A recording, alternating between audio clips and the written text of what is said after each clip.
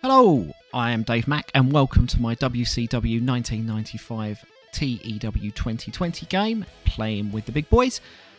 This is me rebooking the Monday Night Wars, starting from the very first episode of Nitro, where we're going to begin things, and kind of my idea here is to try and change the course of history, and I want to be the one who overthrows WWF, rather than WWF overthrowing me, so that's what we're going to hopefully do here. This is our first episode of Nitro booked, so we're going to dive straight in on that. I've been running some live streams that people have been joining in with, which has been absolutely fantastic. A guy called Red Hill Eagle who's been joining me, who I've been massively appreciative of. So that's really good, and it's really helping me to motivate playing the game, so I've been absolutely loving that. Been getting some really great ideas from people on the live streams, and over on the Grey Dog Software website, I'm running a diary on there of this as well, where I've had a good few suggestions on there as well, so absolutely loving all of the interaction we've got there. I wanted to really plough on and get our first kind of Nitro in the bag to see what's going on, just to see what we can get done. I've got a few signings I've kind of looked at to try and make, so I wanted to just get through the first couple of weeks so we can just start getting some real booking done. The first episode of Nitro, I've kind of given a little bit of a nod to the original where we had a few things going on. You'll see that in a minute with my booking of what I've gone for. I've packed in a few things for the pre-show, just to get a few more wrestlers matches, because we're doing Nitro at the moment, but it's only an hour long, so it's a really, really short show to get through, which is great for booking. That's kind of fun for booking, but does make life a little bit tricky when you've got a lot of people you want to kind of debut, or not debut, but people you want to focus on and get in there. So we've had to pack a lot on the pre-show there. So here we are from the pre-show. We've got Alex Wright versus Double A Arn Anderson, one of our four horsemen. Just to say here, we're booked in the Mid-South Coliseum. We're in front of 9,517 people. In a decent pre-show match, Arn Anderson defeated Alex Wright by submission, quite obviously. So Alex Wright, who's kind of one of our up-and-comers, who will have a few bits and bobs to do in this game. I think we'll see him get a little bit of a push. He was kind of nice in real life. He wasn't a great hand in WCW, but he was decent enough, so he'll get a push against Arn Anderson, who's going to get pushed to the moon, ladies and gents. I absolutely love Double A at this time. He was just the personification of a badass. He looked tough. He looked legitimately like he would break your neck if you stepped out of line. Absolutely loved it. So he'll be getting a major push on this one. A segment rating of 64. This is pretty good. I'm happy with that as a pre-show match. 71 in-ring performance from Arn Anderson tells me he will probably be getting some sort of push to some sort of title fairly soon. Next up, we have Mr. JL versus Booker T. In a decent pre-show match, Booker T defeated Mr. JL in 7 minutes and 41 seconds by pinfall with a missile drop kick. Mr. JL, Jerry Lynn, he's very much lower down the card at the moment. He's a jobber, but he will probably get a bit of a decent push because in ring he's going to be pretty decent. And Booker T, as you'll see there, he is part of Harlem Heat, but I've booked him here in a singles match because I do fancy giving Booker T a bit of a push to the main event as well. We're lacking in a bit of main event talent, so I think we'll push Booker T up there. Mr. JL had an in-ring performance of 52, and Booker T had an in-ring performance of 57. Now that's quite interesting because Booker T is reasonably high up the card, and Mr. JL is reasonably far down the card, but not much difference in their performance rating there, so that's kind of interesting there. They've got a segment rating of 57, so that's pretty decent. The colour commentary gave the match a boost. Sensuous Sherry, which is Sherry Martel, or Sensational Sherry, as some of you might know, did some good work at ringside. And Booker T and Sensuous Sherry are a good pairing. They play off each other well. That's really good to know because I do love my green chemistry. I love a bit of positivity. I like tag teams to have good chemistry. I like it when their managers have good chemistry. So Booker T and Sensuous Sherry, that is very much good news on them possibly getting pushed to the moon. Just a very quick one we had there. It talks about my announcers, the colour commentary doing very well. We've got Eric Bischoff, Dusty Rhodes, and Bobby Heenan there. So Eric Bischoff is our announcer, and Rhodes and Heenan are our kind of colour commentary guys there. So that's the one we really wanted to go with there. Announcing quality was penalised, very low experience. I'm not so worried about that because that's going to improve very quickly. Good colour commentary, of course it was. It's Dusty Rhodes and Bobby Heenan. It was going to be amazing. We've got Chris Kanyon and Joey Maggs. Do you know what? I really don't know a lot about Joey Maggs, so we'll see what he's about. And they're up against Dean Malenko and Eddie Guerrero, and this is another pre-show match. In a decent pre-show match, Dean Malenko and Eddie Guerrero defeated Chris Kanyon and Joey Maggs in 10 minutes and 42 seconds. when Dean Malenko submitted Joey Maggs with a Texas Cloverleaf. A segment rating of 63, so that's not terrible. It's not great, but it's not the worst we've ever had, so I'm quite happy with that. This is quite interesting. Joey Maggs had an in-ring performance of 34. Not surprised about that. He's not going to do much. Chris Kanyon, who obviously we know, who better than Kanyon, he's got a fairly decent rating. He's still an unknown. He's basically a jobber, so this is why he's losing this one. But Eddie Guerrero with an in-ring performance of 69. Well, we know Eddie Guerrero is going to come absolutely amazing eventually, so he's going to get a bit of a push. And Dean Malenko with an in-ring performance of 76. That's brilliant. Very, very pleased with that. Dean Malenko is probably going to go places with ratings like that. Joey Maggs was really off his game, so that's a bit disappointing. But then again, Joey Maggs isn't going to be doing anything too exciting, so we're not too worried about that. And here we go. We kick off the show with a bit of a nod to the original first episode of Nitro. This was one of the matches on there. We have Hulk Hogan versus Big Bubba Rogers. In a bout that had fantastic heat and great wrestling, so that's pretty good. Hulk Hogan beat Big Bubba Rogers, the big boss man, in 6 minutes and 19 seconds, 619, that's pretty cool, by pinfall with, you guessed it, the leg drop. Segment rating of 17, that's brilliant. I'm happy to open up the show with that. Hulk Hogan with an in-ring performance of 85. Big Bubba Rogers with an in-ring performance of 63. Fantastic, that's really good. Hulk Hogan benefited from having a groundswell of public support. Well, that pretty much sums up Hulk Hogan for the entire 90s, really, doesn't it? The match got the crowd hotter, that's really good news. And this match got the show off to a strong start, so really happy with that. That's brilliant news. Up next, we have an angle featuring Hulk Hogan, the Taskmaster Giant, Meng, Kamala, Zodiac, and the Shark, John Tenta. A freestyle segment called The Dungeon of Doom Confronts Hulk Hogan. So what's basically happened here is we have the Dungeon of Doom have turned up. This is the Taskmaster and all of his kind of lackeys that he's got there, which is the Giant, Meng, Kamala, Zodiac, and the Shark. He basically says, the Taskmaster says, look, Hulk, we're ridding the world of Hulkamania. This is absolutely nonsense. I've got no interest in this being around anymore. No man is afforded the immortality of which you speak. This is absolutely awful.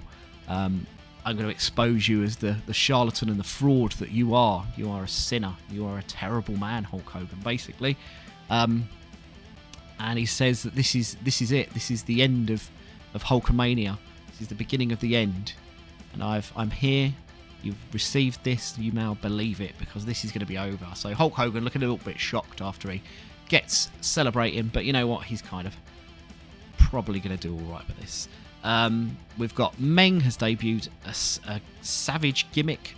He didn't have a gimmick, so we've just had to assign him that, which is basically what we expect for him to have. The Hulk Hogan, the world, so number one world, so that's the world title. Hogan versus the Dungeon of Doom storyline has advanced with this segment, but lost heat. We had a segment rating of 78, so that's not too bad. We need our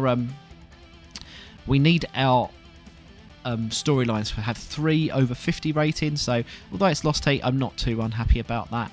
One of the problems we will have here is the Dungeon of Doom is obviously feuding with Hulk Hogan, which is great. I've got no real problems with that.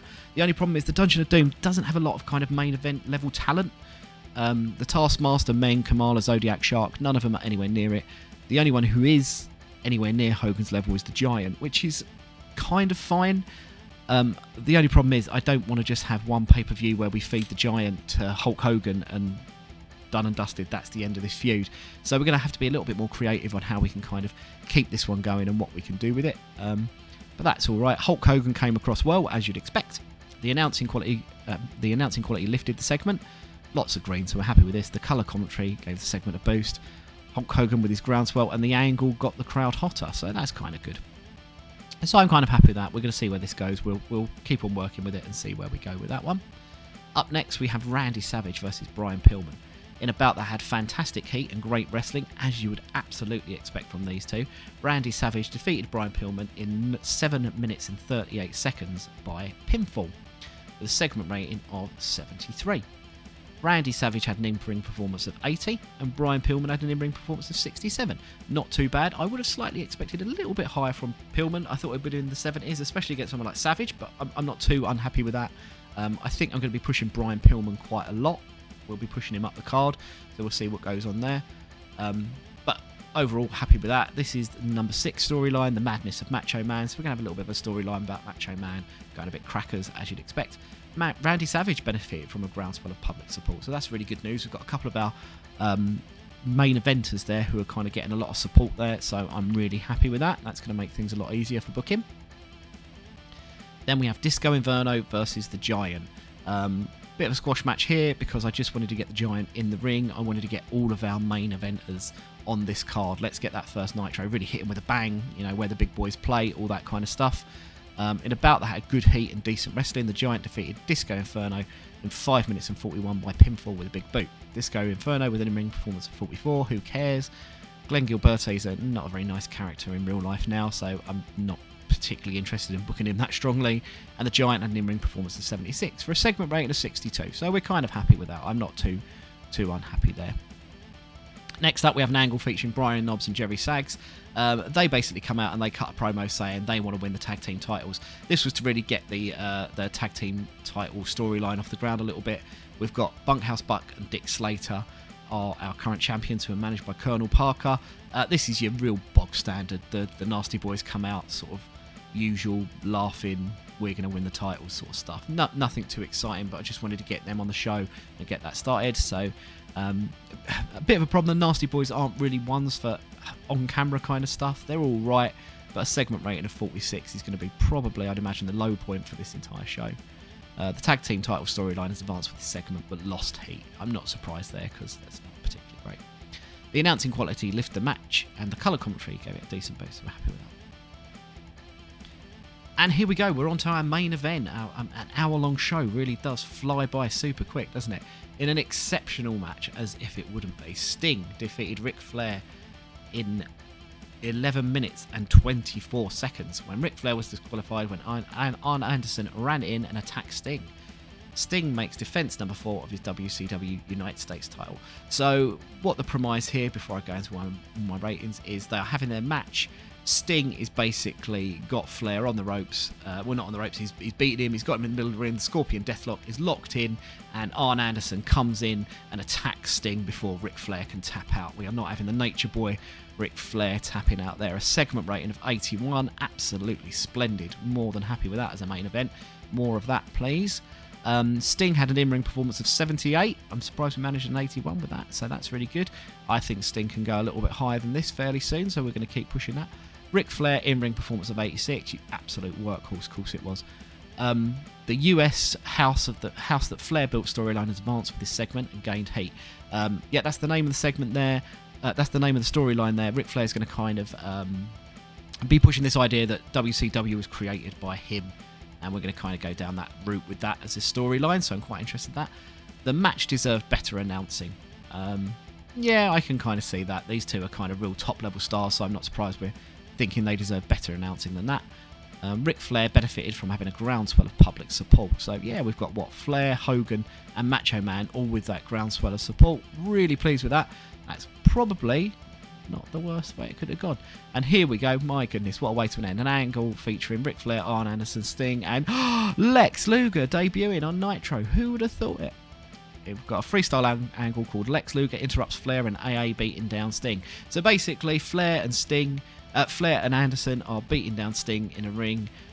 What are we going to do? Who would have believed it? Out comes the man, the legend, the new sign-in, this bright, shiny new superstar who wore his terrible shirt. Lex Luger, out he comes, and he slides into the ring. He doesn't attack anyone, but all three men are kind of a bit like, oh, what's going on here? Like, Ric Flair's like, I don't know what's going on. Arn Anderson's like, oh, don't know what's going on. Sting, don't know what's going on. Eric Bischoff's on commentary selling us the idea of, well, whose side is Lex Luger on, and who is Lex going to side with? So we end our first ever episode of Nitro with a very beautiful segment rating of 89. That's fantastic. The house that Flair built storyline has advanced with this and gained heat. Of course it has.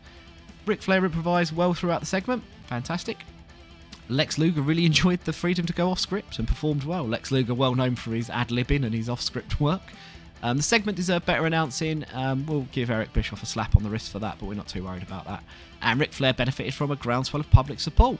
So that's the first episode of Nitro in the bag. Pretty pleased with that. I think that's going to be a fairly decent rating, I imagine, overall.